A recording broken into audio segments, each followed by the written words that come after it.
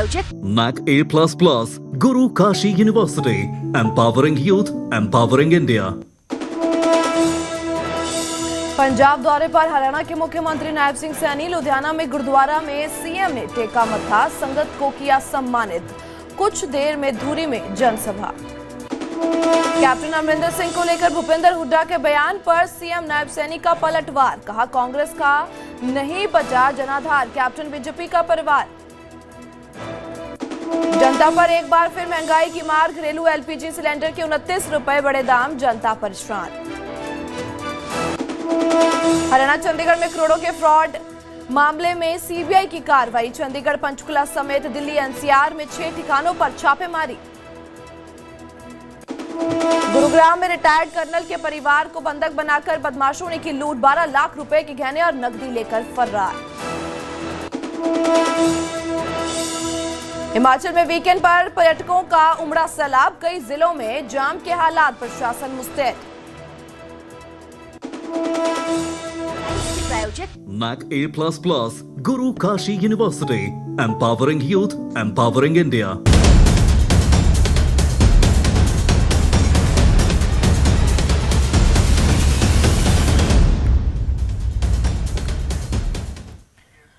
नमस्कार, न्यूज़ 18 पंजाब हरियाणा हिमाचल देख रहे तमाम दर्शकों का मैं अनामिका बहुत बहुत स्वागत करती हूं हरियाणा हिमाचल प्राइम बुलेटिन में। सबसे पहले बुलेटिन का आगाज करते हैं हरियाणा के मुख्यमंत्री नायब सिंह सैनी जो पंजाब दौरे पर है। लुधियाना में कांग्रेस पर सीएम का बड़ा प्रहार नजर आया। भूपेंद्र सिंह हुड्डा के कैप्टन पर दिए गए बयान पर सीएम बोले हैं कि कांग्रेस पूरी तरह समाप्ति की ओर है। सीएम की ओर से यह बयान दिया गया, कांग्रेस को सीटों के लिए बड़ी मशक्कत करनी पड़ती है। कांग्रेस ने देश को पीछे करने का काम किया है। कैप्टन अमरिंदर सिंह हमारे परिवार के मेंबर हैं। हम सब मिलकर सरकार बनाएंगे। आम आदमी पार्टी सरकार पर भी सीएम की ओर से निशाना साधा गया और एक बार फिर से अब यह देखने को मिल रहा है कि हरियाणा के मुख्यमंत्री नायब सिंह सैनी की ओर से कैप्टन को लेकर यह बड़ा बयान दिया गया कि वह हमारे परिवार के मेंबर है। कांग्रेस ने देश को पीछे करने का काम किया है। कांग्रेस को सीटों के लिए बड़ी मशक्कत करनी पड़ती है। तो ऐसे में एक बार फिर से बोलते नजर आए। हालांकि पीछे जो लगातार अटकलें चल रही है कैप्टन को लेकर, क्या फिर से वे कांग्रेस में वापसी कर सकते हैं? हालांकि सीएम की ओर से पहले भी कैप्टन को लेकर बयान दिया गया था, जिसके बाद कल जो मुलाकात भी सामने आई है कैप्टन की, उसके बाद ये अटकलें, अब ये चर्चाएं और भी तेज होती नजर आ रही है, जिसके बाद एक बार फिर से मुख्यमंत्री नायब सिंह सैनी की ओर से यह बयान दिया गया है कि कैप्टन हमारे ही परिवार का हिस्सा है, हमारे ही परिवार के मेंबर है। तो ऐसे में बहुत बड़ा बयान अब यह देखने को मिल रहा है और पंजाब में कई बार देखने को मिला है कि मुख्यमंत्री नायब सिंह सैनी सरगर्म नजर आए हैं और एक बार फिर से पंजाब दौरे पर है। लुधियाना की तस्वीरें जहां पे वह पहुंचे हैं और कांग्रेस और आम आदमी पार्टी पर बोलते नजर आए हैं और एक और जो दावा उनकी ओर से किया गया है कि कैप्टन अमरिंदर सिंह हमारे ही परिवार का हिस्सा है, मेंबर है। तो ये अटकलें, ये चर्चाएं और भी तेज होती नजर आ रही है सियासी गलियारों में जब ये बयान मुख्यमंत्री नायब सिंह सैनी की ओर से दिया गया है। गल नहीं है, साडे परिवार दे मैंबर हैं। असी मिल करके पंजाब दे विच सरकार बनावांगे और अज पंजाब दे लोकां दा बड़ा मुड़ है कि असी नरेंद्र मोदी जी के नेतृत्व दे विच डबल इंजन की सरकार बनावांगे। गल नहीं है, साडे परिवार दे मैंबर हैं। असी मिल करके पंजाब दे विच सरकार बनावांगे और अज पंजाब दे लोकां दा बड़ा मुड़ है कि असी नरेंद्र मोदी जी के नेतृत्व दे विच डबल इंजन की सरकार बनावांगे। मशक्कत करनी पड़ती है भी कित्थे ते सीट आऊगी, कित्थे ते नहीं आऊगी, क्योंकि कांग्रेस ने देश नूं पिछे करने का काम किया है। ਇੱਥੇ ਵੀ ਪੰਜਾਬ ਦੇ ਵਿੱਚ ਜਦੋਂ ਕਾਂਗਰਸ ਦੀ ਸਰਕਾਰ ਸੀ ਲੋਕਾਂ ਨੇ ਬੜੇ ਚਾਅ ਦੇ ਲਾੜ ਦੇ ਨਾਲ ਉਹਨਾਂ ਨੂੰ ਚੁਣਿਆ ਸੀ, ਪਰੰਤੂ ਉਹਨਾਂ ਨੇ ਜਿਹੜਾ ਭ੍ਰਿਸ਼ਟਾਚਾਰ ਫੈਲਾਉਣ ਦਾ ਕੰਮ ਕੀਤਾ ਹੈ, ਜਿਹੜਾ ਪੰਜਾਬ ਦੇ ਲੋਕਾਂ ਦਾ ਉਹਨਾਂ ਨੇ ਸ਼ੋਸ਼ਣ ਕਰਨ ਦਾ ਕੰਮ ਕੀਤਾ ਹੈ, युवाओं ਨੂੰ रोजगार नहीं देने का काम किया, उन्होंने नशा पढ़ाने का काम भी उन्होंने सरकार दे विच होया सी। पंजाब दे लोकां ने उन्होंने बाहर का रस्ता दिखाने का काम किया है। तो आज कुरुक्षेत्र भी जाएंगे मुख्यमंत्री नायब सिंह सैनी। कुरुक्षेत्र में आयोजित कृषि कार्यशाला में सीएम पहुंचेंगे। गुजरात के राज्यपाल और हरियाणा के कृषि मंत्री इस दौरान मौजूद रहेंगे। बता दें कि कृषि कार्यशाला में किसानों को ट्रेनिंग मिलेगी और प्राकृतिक खेती को बढ़ावा देने के लिए कृषि कार्यशाला की जा रही है। तो ऐसे में वहां पे मुख्यमंत्री नायब सिंह सैनी की ओर से पहुंच की जाएगी। तो आज कुरुक्षेत्र भी मुख्यमंत्री नायब सिंह सैनी की ओर से दौरा किया जाएगा, जहां पे कृषि कार्यशाला का आयोजन किया गया है, वहां पे पहुंच की जाएगी। गुजरात के राज्यपाल और हरियाणा के कृषि मंत्री भी मौजूद रहेंगे और किसानों के साथ बातचीत करते भी नजर आ सकते हैं मुख्यमंत्री। कृषि कार्यशाला में किसानों को ट्रेनिंग मिलेगी, ऐसे में बातचीत करते हुए किसानों से मिलते हुए नजर आ सकते हैं और प्राकृतिक खेती को बढ़ावा देने के लिए कृषि कार्यशाला का आयोजन किया गया है।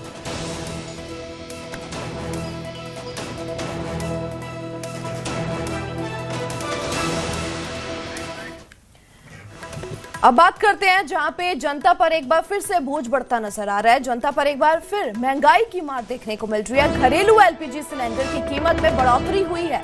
अब 29 रुपए महंगा हुआ घरेलू एलपीजी सिलेंडर। बता दें कि दिल्ली में अब 942 रुपए का सिलेंडर मिलेगा। एक बार फिर से वित्तीय बोझ बढ़ता हुआ लोगों पर, जनता पर नजर आएगा। महंगाई की मार जो अब देखने को मिल रही है, एलपीजी सिलेंडर की कीमत में बढ़ोतरी हुई है। 29 रुपए महंगा घरेलू सिलेंडर एलपीजी कर दिया गया और ऐसे में अब लोगों की परेशानी और बढ़ती नजर आएगी, दिक्कतें बढ़ती नजर आएगी। जिस कदर ये एलपीजी सिलेंडर, घरेलू एलपीजी सिलेंडर की कीमतों में बढ़ोतरी हुई है, तो 29 रुपए कर दिया गया है। सो वित्तीय बोझ में अब और जो कि है महंगाई की मार, वित्तीय बोझ बढ़ता हुआ नजर आ रहा है। तो नई दरें रात 12 बजे लागू की गई है। तो बता दें कि प्रदेश में अब 14.2 किलोग्राम वाला गैस सिलेंडर गुरुग्राम में 979.5 रुपए का मिलेगा। पहला जो इसका दाम था वो 950.5 रुपए का था और 3 महीने में ये दूसरी बार एलपीजी की कीमत में बढ़ोतरी देखने को मिल रही है। वित्तीय बोझ जो अब लोगों को एक बार फिर से सहना पड़ेगा। इससे पहले 7 मार्च को बता दें कि जो एलपीजी सिलेंडर के दाम में बढ़ोतरी हुई थी, 60 रुपए बढ़ाए गए थे और इसी तरह 3 महीने के अंदर घरेलू सिलेंडर 79 रुपए महंगा हो गया। तो ऐसे में एक बार फिर से जनता पर अब ये महंगाई की मार पड़ती हुई नजर आ रही है और ये सब मिडिल ईस्ट में चल रहे यूजफुल टू अस। जितना भी अगर ये पैसे बढ़ा रहे हैं और अगर ये जो इसका रीज़न वॉर दे रहे हैं, तो आई डोंट थिंक सो कि भाई वॉर अगर लगती भी है, किसी भी कंट्री में अगर वॉर लगती है उसके लिए हमारा यहाँ पे आपने ये भी पता होगा कि हमारे पे फ्यूल पे क्या सब्सिडीज़ हैं, स्टेट गवर्नमेंट क्या ले रही है, सेंट्रल गवर्नमेंट क्या टैक्सेस ले रही है हमसे। फ्यूल प्राइजेस कम होने चाहिए so that common man can help. For us I can bear it but not everyone can bear it, so it's not useful. And I think Delhi government में अभी जो मैं देख रहा हूँ न्यूज़ में, इट्स नॉट हेल्पिंग एनीवन। 10 रुपये gas में बढ़े हैं ना, हमें लग रहा है छोटी सी फिगर 29 रुपये, थोड़े दिन पहले भी बढ़े थे। और जो स्ट्रीट वेंडर हैं, जो स्ट्रीट फूड बेचने वाले हैं, एलपीजी पे डिपेंडेंट है, उसके कारण सिलेंडर भी बढ़ रहा है, ब्लैक मार्केटिंग भी बढ़ रही है और कहीं ना कहीं वो हमारे डेली एक्सपेंस में, हमारी सैलरी पे, हमारे बिजनेस पे इफेक्ट कर रहे हैं। और ये जो इंटरनेशनल उथल पुथल चल रही है जिसमें क्रूड ऑयल के दाम भी बढ़े जा रहे हैं, कभी स्टेबिलिटी जो है ना ख़त्म हो गई है। इसलिए ये 2026 में जब से ये लड़ाइयाँ, ये जब तक वर्ल्ड में शांति नहीं होगी ना, तब तक स्टेबिलिटी इंडिया में भी नहीं आएगी, क्योंकि अगर हमारे पड़ोसी देश लड़ेंगे तो उसका असर हमारे पे भी आएगा। तो हम तो यही कहते हैं कि रेट थोड़े कम होने चाहिए। जो मतलब सोसाइटी के लिए तो गलती है, क्योंकि हम लोग शायद अफोर्ड कर सकते हैं, लेकिन जो आजकल हमारी मेड्स वगैरह है, हमारे जो घर में काम करते हैं, उनको मैंने आए दिन सुना है वो छुट्टी इसलिए ले रहे हैं क्योंकि उन्हें सिलेंडर के लाइन में लंबा लंबा लगना पड़ रहा है और उसके बाद भी उनकी उतनी इनकम नहीं है जितना उन्हें उस काम के लिए देना पड़ रहा है। जो सिलेंडर पहले सस्ते थे अब महंगे हुए हैं, तो इसलिए मेरे को लगता है सरकार को सोचना चाहिए इस बात। इसी के साथ एलपीजी सिलेंडर के बढ़े दामों पर मुख्यमंत्री नायब सिंह सैनी बोले हैं। मिडिल ईस्ट की समस्या के चलते ये स्थिति बनी है, तो उनकी ओर से ये स्पष्टीकरण दिया गया। ये वैश्विक समस्या है, सिर्फ भारत की नहीं है। तो एलपीजी घरेलू सिलेंडरों में जो कीमतों में बढ़ोतरी हुई है, उसको लेकर मुख्यमंत्री नायब सिंह सैनी का बयान सामने आया। मिडिल ईस्ट के चल रहे संकट के चलते हुए ये समस्या जो सामने आई है, स्थिति बढ़ती हुई नजर आ रही है। ये वैश्विक समस्या है, सिर्फ भारत की नहीं है। तो मिडिल ईस्ट में चल रहे तनाव परिस्थितियों के करके ये गैस एलपीजी गैस सिलेंडर की कीमतों में बढ़ोतरी की गई है, जो लोगों पर, जनता पर महंगाई की मार पड़ रही है। 29 रुपए महंगा जो एलपीजी सिलेंडर कर दिया गया है, जिससे जनता काफी परेशान हो रही है। और उस पर अब मुख्यमंत्री नायब सिंह सैनी की ओर से अपना स्पष्टीकरण, अपना बयान दिया गया है कि क्या कारणों करके ये बार बार जो महंगाई की मार लोगों को झेलनी पड़ रही है। कालखंड ਨੂੰ ਵੀ ਪਾਰ ਕੀਤਾ ਹੈ ਔਰ ਵੈਕਸੀਨ ਬਣਾਉਣ ਦਾ ਕੰਮ ਕੀਤਾ ਹੈ। ਵੈਕਸੀਨ ਆਪਣੇ ਦੇਸ਼ ਦੇ ਲੋਕਾਂ ਨੂੰ ਤਾਂ ਲਗਾਉਣ ਦਾ ਕੰਮ ਕੀਤਾ ਹੈ, ਪਰੰਤੂ ਬਾਹਰ ਦੇ ਵਿਦੇਸ਼ਾਂ ਨੂੰ ਵੀ ਭੇਜਣ ਦਾ ਕੰਮ ਵੈਕਸੀਨ ਸਾਡੀ ਸਰਕਾਰ ਨੇ ਕੀਤਾ ਹੈ। ਇਹ ਪੈਟਰੋਲ ਡੀਜ਼ਲ ਦੀ ਜਿਹੜੀ ਤੁਸੀਂ ਗੱਲ ਕਰ ਰਹੇ ਆ, ਇਹ ਮਿਡਲ ਈਸਟ ਦੀ ਜਿਹੜੀ ਸਮੱਸਿਆ ਹੈ ਉਸ ਦੇ ਕਾਰਨ ਇਹ ਸਥਿਤੀ ਉਤਪੰਨ ਹੋਈ ਹੈ। ਇਹ ਸਥਿਤੀ ਕੋਈ ਭਾਰਤ ਦੀ ਸਮੱਸਿਆ ਨਹੀਂ ਹੈ, ਇਹ ਸਮੱਸਿਆ ਵੈਸ਼ਵਿਕ ਸਮੱਸਿਆ ਹੈ। पूरे विश्व के देशों में ये पेट्रोल डीजल के भाव बढ़े ने।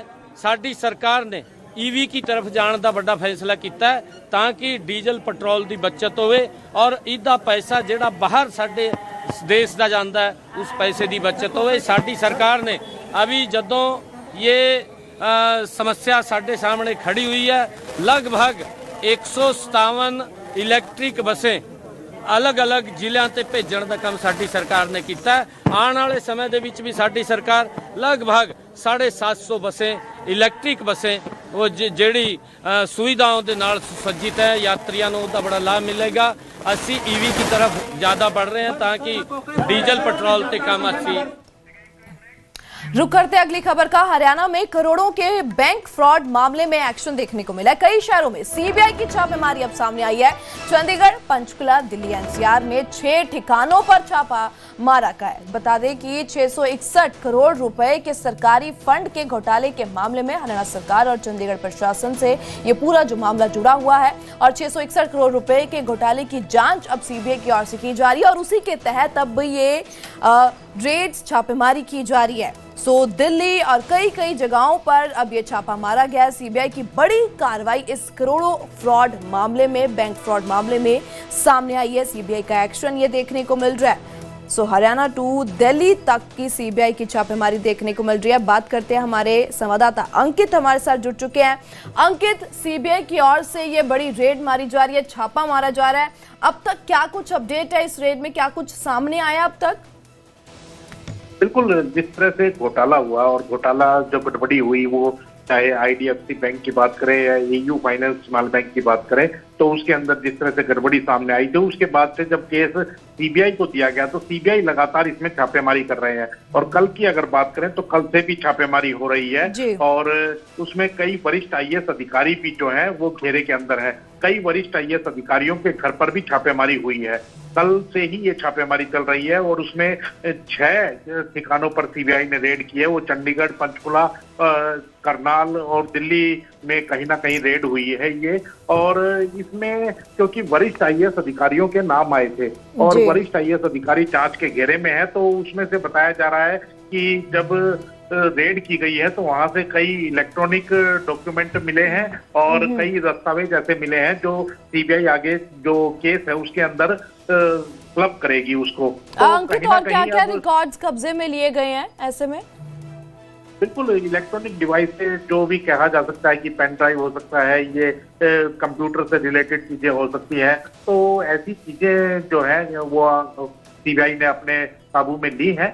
और अब उनमें से क्या निकल करके सामने आता है, क्योंकि वरिष्ठ आईएएस है और कई आईएएस अधिकारी इसके घेरे में है। पहले भी हमने देखा था कि 2 आईएएस अधिकारियों को सरकार ने सस्पेंड तक कर दिया था और कई आईएएस अधिकारियों पर अभी पूरी तरह से कार्रवाई तो नहीं हुई थी, लेकिन उनका तबादला ऐसी जगह कर दिया था जो बिल्कुल ऐसे खुले लाइन विभाग कहे जाते हैं। तो अब उन आईएएस अधिकारियों पर कार्रवाई हो रही है और अब क्या निकल करके सामने आता है और क्या उसमें जो है सजा उनको मिल पाती है, क्योंकि इस मामले के अंदर जल्द ही सीबीआई जो है अतिरिक्त चार्जशीट दाखिल भी करेगी। अंकित, ऐसे में 2 आईएएस अधिकारियों से भी लगातार पूछ पड़ताल की जा रही है। ये लगातार जो देखने को मिल रहा है, कई जगहों पर, ठिकानों पर जो छापेमारी करती हुई सीबीआई नजर आ रही है। अब तक की कोई जांच में कुछ और बड़े खुलासे होने की संभावना देखने को मिल रही है? बिल्कुल, अभी कोई ऐसा खुलासा कोई अभी सीबीआई के द्वारा नहीं किया गया है, लेकिन ये जानकारी सीबीआई की ओर से जरूर दी गई है कि जो सीबीआई की जांच में जो सरकारी धन है उसको फर्जी तरीके से ट्रांसफर करने का जरूर खुलासा हुआ है। और इसमें छापेमारी में जो दस्तावेज हैं, डिजिटल डिवाइस हैं और संपत्ति संबंधी जो रिकॉर्ड है वो जरूर जब्त किया गया है। और सीबीआई ने विपम कंसल्टेंसी प्राइवेट लिमिटेड और उसके जो डायरेक्टर्स हैं उनके जो शोरूम्स हैं या उनके जो घर हैं उनके ऊपर भी कार्रवाई की है। तो कहीं ना कहीं बैंक अधिकारी और कर्मचारी सबकी मिली भगत से ये पूरा का पूरा गड़बड़ी का मामला सामने आया था और इसमें जो सरकारी धन था उसका दुरुपयोग वरिष्ठ अधिकारी जो थे IAS थे उनकी मिली भगत से और कहीं ना कहीं हुआ था। हालांकि पैसा वापस आ गया था सरकार के पास, लेकिन उसके बावजूद भी जो गड़बड़ी जो हुई थी इसलिए सीबीआई को यह मामला दिया गया था और वरिष्ठ IAS इस जांच घेरे में है और कई वरिष्ठ IAS अधिकारियों के घर पर सीबीआई ने रेड किया है। कल 3 गाड़ियां सेक्टर 16 चंडीगढ़ में भी वरिष्ठ IAS अधिकारी के घर पे पहुंची थी, पंचकुला में भी सेक्टर 6 में वरिष्ठ IAS अधिकारी के घर में पहुंची थी, ऐसे ही करनाल में पहुंची थी। तो लगातार जो जांच जारी है और क्या निकल करके सामने आता है अभी सीबीआई के जो प्रवक्ता हैं वो प्रेस नोट के माध्यम से साझा करेंगे, लेकिन कहीं ना कहीं ये मामला अभी काफी गंभीर है और जब इसमें अतिरिक्त चार्जशीट दाखिल होगी तो उसके बाद सब दूध का दूध और पानी का पानी होगा। जी बिल्कुल अंकित, आपका बहुत बहुत शुक्रिया तमाम जानकारी के लिए। तो ऐसे में लगातार सीबीआई की ओर से अब इस पूरे मामले में जांच की जा रही है, छापेमारी की गई है। कई ठिकानों पर जो तमाम बड़े अधिकारियों का नाम सामने आया था उनके ठिकानों पर जांच और छापेमारी की जा रही है।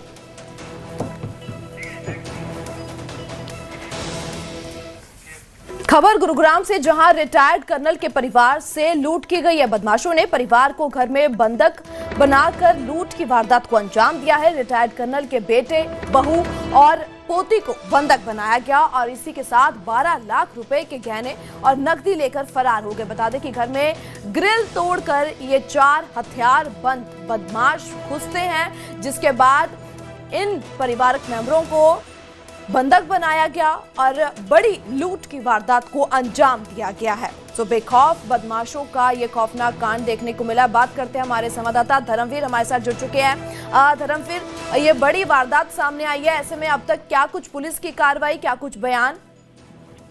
बिल्कुल, देखिए 4 तारीख की देर रात का ये मामला है जब 4 जो हथियारबंद युवक हैं वो सेक्टर 23 के जो रिटायर्ड कर्नल हैं उसके घर में घुसे थे और उसके बाद परिवार को बंदूक के नोक पे बंधक बनाया और उसके बाद लूटपाट की गई थी। करीब 13 लाख के आसपास की लूट जो है उस वारदात को अंजाम दिया गया था। गुरुग्राम पुलिस ने FIR दर्ज कर ली है, जांच की जा रही है। साथ ही जो CCTV फुटेज है उसको जब खंगाला गया तो सामने आया कि जो बदमाश हैं उनको ऐसा लगता है जैसे उन्हें पहले से पूरी जानकारी थी या फिर यूं कहीं कि उन्होंने पहले से रैकी की गई थी। उन्हें अच्छे से अंदेशा था किस रास्ते से जाना है ताकि CCTV के सामने ना आए। वो दूसरे रास्ते से घुसते हैं और उसके बाद CCTV का तार काट देते हैं, उसका डायरेक्शन चेंज कर देते हैं और उसके बाद लूट की वारदात को अंजाम देते हैं। तो गुरुग्राम पुलिस अब कई सारे लोगों से पूछताछ कर रही है, खासतौर से जो उनके जो घर के नौकर हैं या फिर यूं कहें कि पहले जो नौकर उनके घर में रहे हैं या आते रहे हैं उनसे भी पूछताछ की जाए। बिल्कुल धर्मवीर, आपका बहुत बहुत शुक्रिया तमाम जानकारी के लिए। तो ऐसे में अब लगातार कार्रवाई की जा रही है और तस्वीरें भी सामने आई है जहां लूट के बाद इस वारदात को अंजाम दिया गया था। फिलहाल अब कार्रवाई देखने को मिलेगी कि क्या कुछ निकल कर सामने आएगा। आगे बढ़ते और बात करते हैं, यमुनानगर में शराब कारोबारी से 75 लाख रुपए की रंगदारी मांगने के मामले में गिरफ्तार किए गए शिव सहानी को लेकर पुलिस जांच में नए खुलासे सामने आए हैं। जांच में पता चला है कि आरोपी सिर्फ शिकायतों के जरिए दबाव नहीं बनाता था, बल्कि विदेश नंबरों से धमकी भरे फोन और व्हाट्सएप कॉल करवाकर लोगों को डराने और ब्लैकमेल करने का भी काम करता था। अब पुलिस इस पूरे नेटवर्क की गहराई से जांच कर रही है।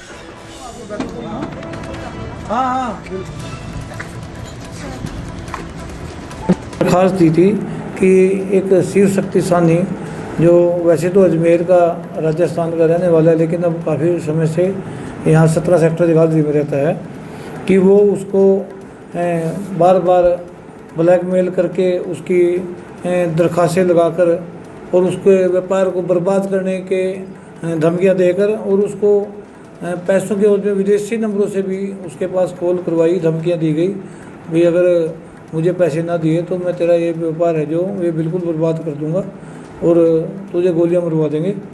जो उसने अपने इस बारे में अपनी पेन ड्राइव और जो ऑडियो वीडियो है वो पेश की, जिस पर हमने एक मुकदमा नंबर 114 आज की डेट में दर्ज किया था। अब बात करते हैं हिमाचल की, जहां कांग्रेस में अंदरूनी कलह जारी है। कांग्रेस ने नीरज भारती को 6 साल के लिए पार्टी से निकाल दिया है। अनुशासनहीनता को लेकर यह कार्रवाई की गई है और कुछ दिन पहले ही नीरज भारती की ओर से इस्तीफा भी दिया गया था। और इसी बीच अब यह बड़ी कार्रवाई कांग्रेस की सामने आई है, जहां अंदरूनी कलह देखने को मिल रही है और नीरज भारती को 6 साल के लिए पार्टी से निकाल दिया गया है। अनुशासनहीनता को लेकर यह कार्रवाई की गई है, बड़ी कार्रवाई देखने को मिल रही है। हालांकि कुछ दिन पहले ही नीरज भारती की ओर से इस्तीफा दे दिया गया था और इसी बीच अब एक और, जहां कांग्रेस की ओर से यह कार्रवाई करते हुए पार्टी से निष्कासित कर दिया गया है, बाहर निकाल दिया गया है। कांग्रेस में यह कलह बरकरार है। आपसी तकरार के बीच ये तस्वीर देखने को मिल रही है।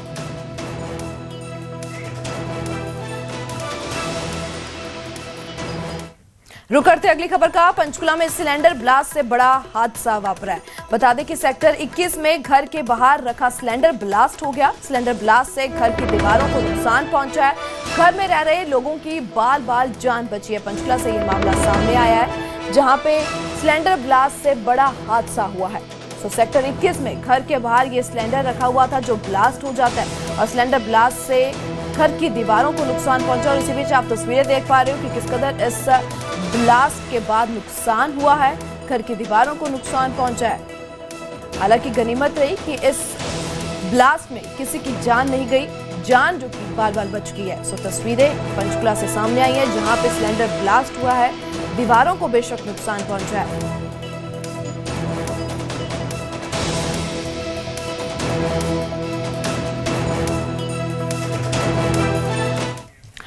अब बात करते हैं जहां हिमाचल में वीकेंड पर फिर से लंबा जाम लगता हुआ नजर आ रहा है। कई जगहों पर ट्रैफिक व्यवस्था चरमराई है और कुल्लू और मनाली से जाम की तस्वीरें भी देखने को मिली है, सामने आई है, जहां कुल्लू में भूंतर मणिकरण सड़क पर जाम लगा है। 40 किलोमीटर के सफर में ये 4 घंटे लग रहे हैं। तो ऐसे में जहां मैदानी इलाकों में काफी गर्मी का जो मौसम देखने को मिल रहा है, तापमान बढ़ता हुआ जा रहा है और उसी बीच पर्यटकों की ओर से पहाड़ों का रुख किया जा रहा है और बड़ी गिनती में जनता यहां पहुंच रही है। इस मौसम में, गर्मी के मौसम में खुद को राहत देने के लिए यहां पहुंच रही है और इसी बीच ये लंबा जाम दिखता हुआ नजर आ रहा है। सो मैदानों में तापमान बढ़ रहा है पर पहाड़ों का रुख करके लोग अपने आप को राहत देते हुए नजर आ रहे हैं और लंबी कतारें गाड़ियों की देखने को मिल रही है।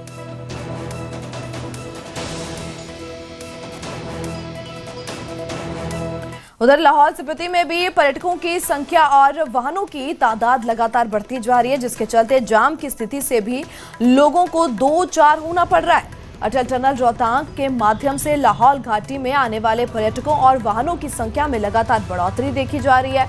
ऐसे में जिला प्रशासन ने भविष्य में संभावित आपदा जैसी परिस्थितियों से निपटने के लिए व्यापक तैयारी भी शुरू कर दी है।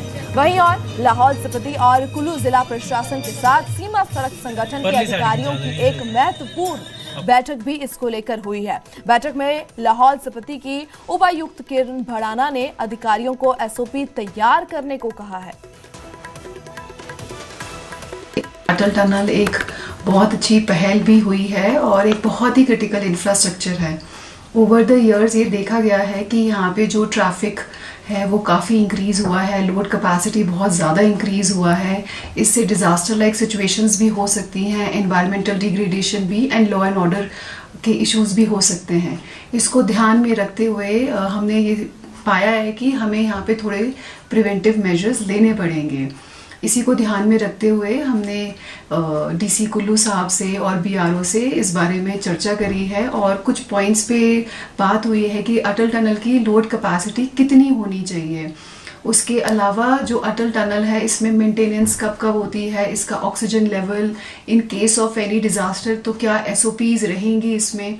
और जैसा कि देखा गया है कि टूरिस्ट का इन्फ्लो बहुत ज़्यादा बढ़ गया है तो उनके लिए basic amenities like toilets and जो एमरजेंसी लेन्स हमें कैसे तैयार करनी है।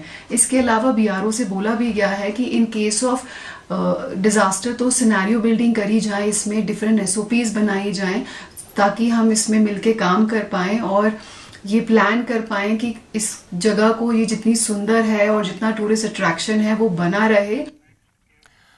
तो जाम की समस्या के बावजूद हिमाचल की वादियों में पर्यटकों का आना लगातार जारी है। चंबा में भी खूबसूरत वादियों को देखने के लिए पर्यटक भारी संख्या में पहुंच रहे हैं। पर्यटन नगरी डलहौजी और मिनी स्विट्जरलैंड के नाम से प्रसिद्ध खज्जियार सैलानियों से पूरी तरह गुलजार है। और बहुत ਵਧੀਆ मौसम भी है और बहुत नज़ारा आया मां ਦੇ ਦਰ ਤੇ ਅੱਜ ਦਰਸ਼ਨ ਕਰਕੇ ਬਹੁਤ ਅੱਛਾ ਲੱਗ ਰਿਹਾ ਹੈ। ਪਹਾੜੀ ਫੁੱਲਾਂ ਨੂੰ ਦੇਖ ਕੇ ਬਹੁਤ ਹੀ ਨਜ਼ਾਰਾ ਆਇਆ ਕਿਉਂਕਿ ਡਲਹੌਜੀ ਅਸੀਂ ਦੂਸਰੀ ਵਾਰ ਪਿਛਲੀ ਵਾਰ ਸਾਡਾ ਟ੍ਰਿਪ ਦੇ ਵਿੱਚੋਂ ਇਹ ਮਿਸ ਹੋ ਗਿਆ ਸੀ। ਇਸ ਵਾਰੀ ਅਸੀਂ ਖਾਸ ਕਰਕੇ ਇਸ ਟ੍ਰਿਪ ਦਾ ਬਣਾਇਆ ਸੀ ਕਿ ਮਾਂ ਦੇ ਦਰਸ਼ਨ ਜ਼ਰੂਰ ਕਰਨੇ ਆ ਔਰ बहुत ही नज़ारा आया और मौसम भी बहुत ही ਵਧੀਆ ਲੱਗ ਰਿਹਾ हो गया हमारे लिए क्योंकि ये हंसी वादियाँ देख रहे थे हम, बहुत मज़ा आ गया। ये फूल बहुत अच्छा, बहुत सुंदर है, बहुत ही सुंदर है ये। बहुत अच्छा लग रहा है डलहौजी आकर। बहुत काली माता का मंदिर बहुत अच्छा है, मौसम बहुत प्यारा है। डलहौजी फिर आएंगे, सभी को बताएंगे काली माता का मंदिर बहुत अच्छा है। लोग अभी समर